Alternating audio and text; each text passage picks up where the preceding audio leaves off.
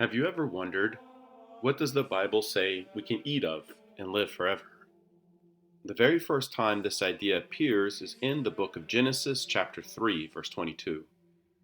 God says, "Behold, Adam has become like one of us, knowing good and evil. Now, therefore, lest he put forth his hand and take also of the tree of life and eat and live forever." So, from the very beginning, Scripture connects eating the fruit of the tree of life with living forever.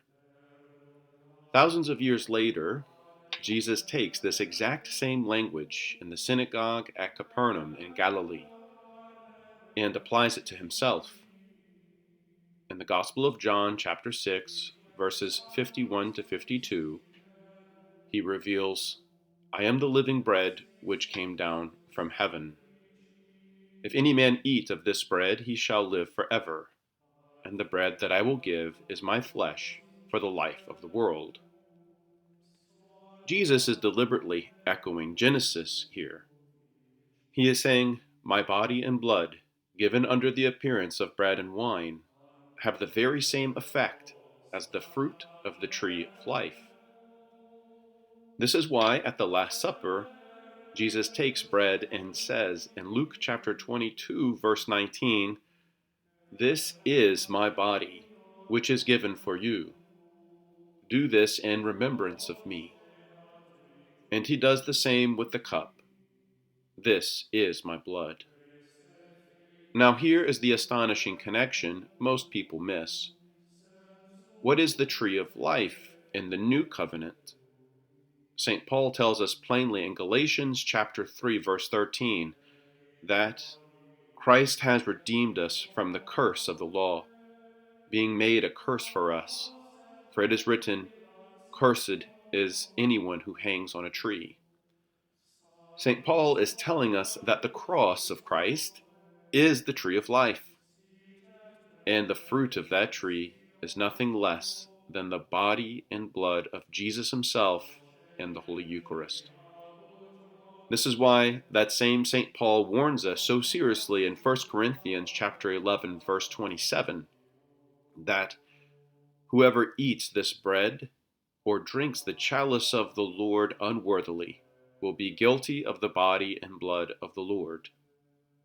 To eat the fruit of the tree of life unworthily is to be guilty of crucifying Christ again.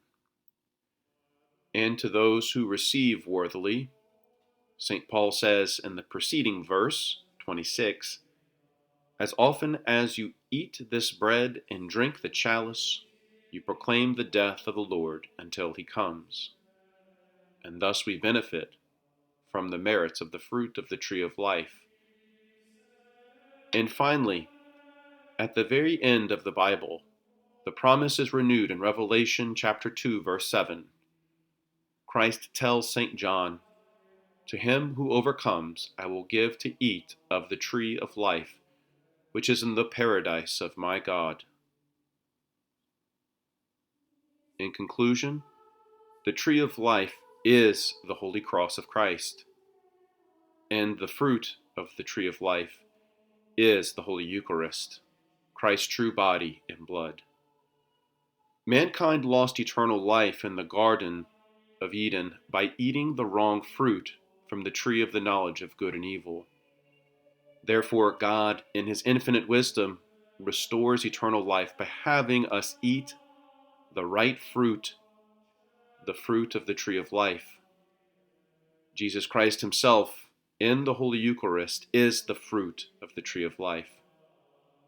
We lost eternal life by eating. Thus, we regain eternal life by eating. Truly, we are what we eat. May we all come to true faith and receive this fruit worthily and live forever.